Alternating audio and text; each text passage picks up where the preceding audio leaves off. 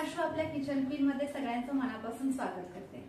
आज आपण बनवणार आहोत खव्याचे चॉकलेट फ्लेवर आणि ड्रायफ्रूट फ्लेवरचे गुलाबजामुन।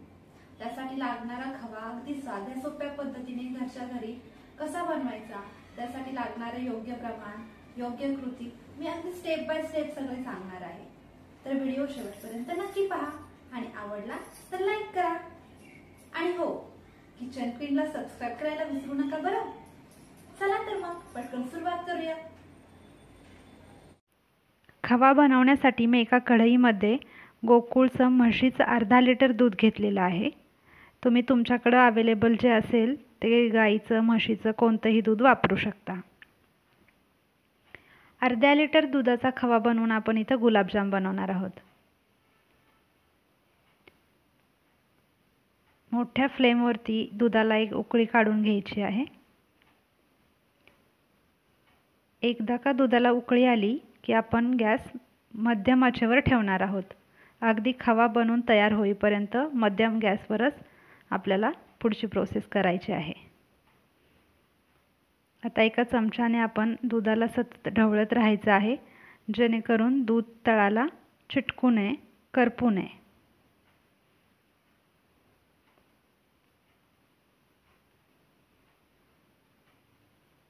अशा प्रकारे ढवळत ढवळत आपण दूध आटवायचं आहे आणि कडेला जमलेली साई चमच्याच्या साहाय्याने काढून त्या दुधामध्ये पुन्हा मिक्स करायचे आहे, जेणेकरून आपल्याला खवा बनवायला सोपं पडेल आणि कडेने साई जळणार नाही। खवा बनवण्यासाठी खूप पेशन्स असावे लागतात, पण एकदा का खवा बनला की त्याच्यापासून बनवलेले गुलाबजामुन वाह!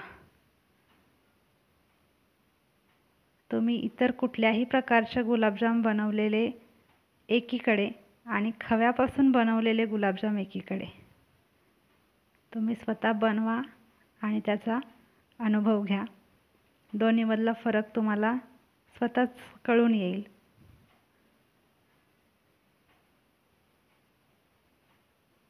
अशा प्रकारे दुधाला ढवळत ढवळत कडेची साई दुधामध्ये मिक्स करत दूध पूर्णपणे आटवून घ्यायचं आहे। आता ऑलमोस्ट आपला खवा तयार होणारच आहे। एक 4-5 मिनिटातच खवा एकदम परफेक्ट रेडी होईल।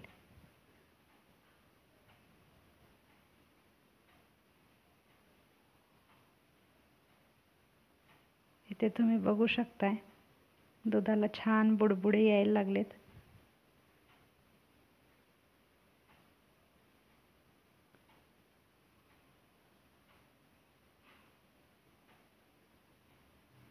अशा प्रकारे खवा बनवून गुलाबजाम किंवा इतर कुठलेही पदार्थ खव्याचे अगदी घरच्या घरी खवा बनवून जेव्हा बनवतो ना, त्याची टेस्ट काही वेगळीच असते।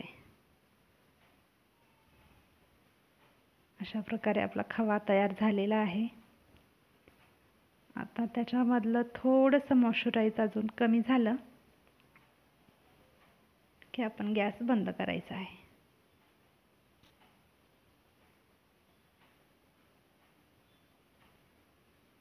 इथं बघू शकता कढईला अजिबात करपला नाही आहे खवा। ह्यासाठी आपण गॅस मध्यम आचेवरच ठेवायचा, मध्येच कमी जास्त करायचं नाही। आता आपण ह्याला एका ताटात काढून घेऊया आणि पसरवून गार करून घेऊया।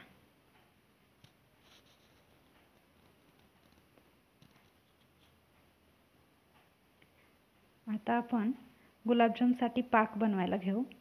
इथे एका भांड्यामध्ये मी 1.5 वाटी साखर घेतली। त्याच्यामध्ये साखर बुडेल इतकं पाणी घालायचं आणि आपण त्याचा पाक बनवून घ्यायचा। मी हाय फ्लेमवरती पाण्याला उकळी येईपर्यंत ठेवलेलं आहे।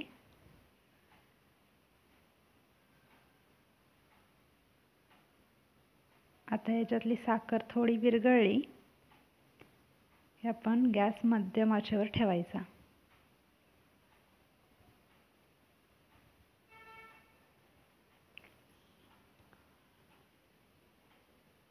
आता छान साखर विरघळलेली आहे इथं। आणि गुलाबजामसाठी पाक बनवताना जास्त पण थिक नाही करायचा, अगदी जिलेबीसाठी जेव्हा आपण वापरतो तसा नाही करायचा. साखर विरघळल्यानंतर एक हार्डली 2 ते 3 मिनटं आपण त्याला उकळी येऊ द्यायची. मी तर आता बोटाने चेक करून बघते की कितपत थिकनेस आलेला आहे. बोटाला थोडंसं चिकट लागलं की आपण गॅस बंद करायचा.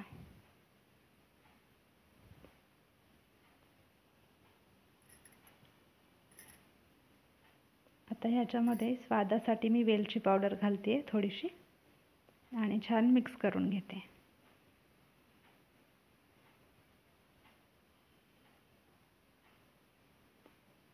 आता आपण ह्याला दुसऱ्या साईडला शिफ्ट करूया आणि गुलाबजाम बनवून घेऊया. आपला खवा आता छान गार झालेला आहे. ह्याला एकसारखं करून घ्यायचं आणि त्याच्यामध्ये पाव चमचा बेकिंग सोडा आणि 3 चमचे मैदा, हे 2च जिन्नस आपण ह्याच्यामध्ये मिक्स करणार आहोत. या व्यतिरिक्त अजून काहीच आपण ह्याच्यात घालायचं नाही. काही जण रवा घालतात, पण मला त्याच्यापेक्षा फक्त मैदा घातलेलेच गुलाबजामुन बरे वाटतात, छान वाटतात. तर आपण मैदा आणि बेकिंग सोडा छान मिक्स करून घेऊया.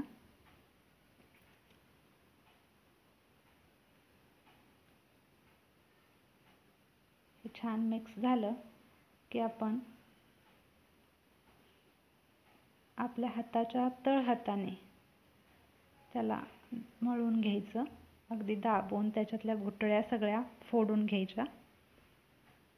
म्हणजे मैदा आणि बेकिंग सोडा आणि खवा सगळे जिन्नस एकत्र होतील, एकसारखे होतील इतपत ते मळून घ्यायचं.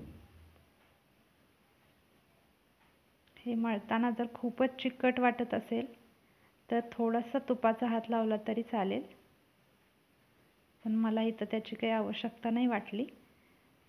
जसं जसं आपण मळत जाऊ तसं त्या खव्यातला एक तेलकटपणा बाहेर निघत जातो आणि छान मऊसर गोळा तयार होतो.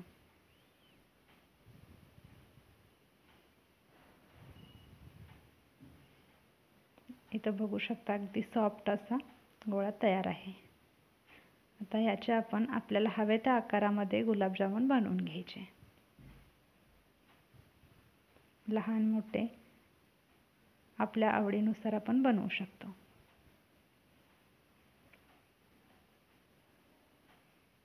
अशा प्रकारे मी सगळे गुलाबजाम बनवून घेतलेत. आता आपण हे 2 फ्लेवरमध्ये बनवणार आहोत, एक चॉकलेट आणि एक ड्रायफ्रूट.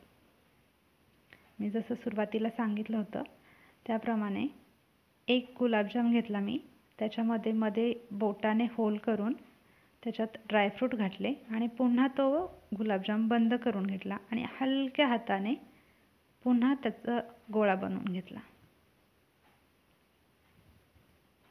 ही काळजी घ्यायची की ह्याला कुठेही क्रॅक जाऊ द्यायचा नाही, जेणेकरून ते तेलात सुटणार नाहीत. अशा प्रकारे मी आता चॉकलेटचा एक गुलाबजाम बनवून दाखवते.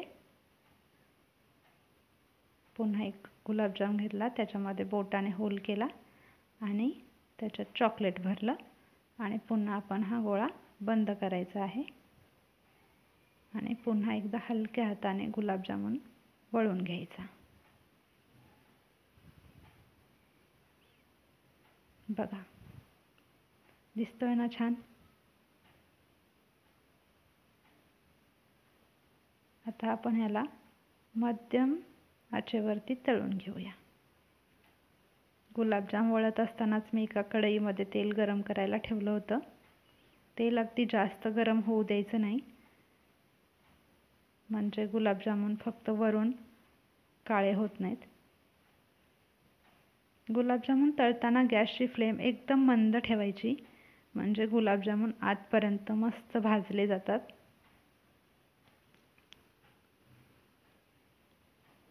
आणि गुलाबजामला सतत इकडून तिकडून फिरवत राहायचं, म्हणजे सगळ्या बाजूने एकसारखा कलर येतो त्याला.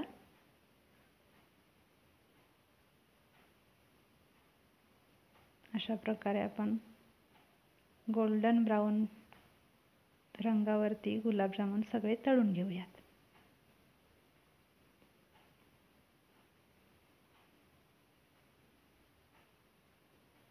मस्त कलर आलाय ना. आता मी हे काढून घेते आणि आपण बनवून ठेवलेला होता त्या पाकामध्ये सोडूया. इथे एक टीप लक्षात ठेवायची की गुलाबजामुन तळल्यानंतर कोमट पाकामध्ये टाकायचे. जर पाक थंड झाला असेल तर पुन्हा एकदा थोडा कोमट करून घ्यायचा. अगदी जास्तही गरम नाही करायचा. अशा प्रकारे मी सगळे गुलाबजामुन पाकात टाकले होते आणि 2 तास त्याला मुरवत ठेवलं होतं. 2 तासाने इथे बघू शकता छान फुललेले आहेत. सगळा पाक त्याने पिलेला आहे आणि आता मी याला एका बाउलमध्ये काढून घेते.